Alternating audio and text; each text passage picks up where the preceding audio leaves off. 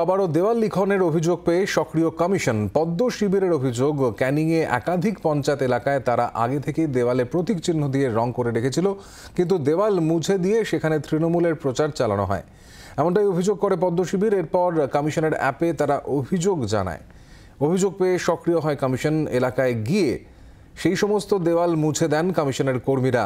ঘটনায় তাদের নৈতিক জয় হয়েছে বলে দাবি পদ্ম শিবিরের, যদিও মন্তব্যে নারাজ ঘাসফুল শিবির।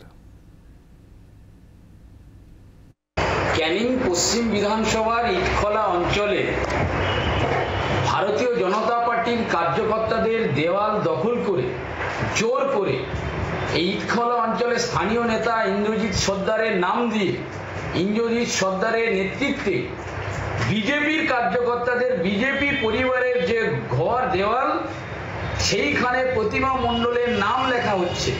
আজকের নির্বাচন কমিশন নিয়োজিত ক্যানিং পশ্চিম এর বিডিও যারা আধিকারিক আছে তারা এই দেওয়াল লিখন মুছেছে।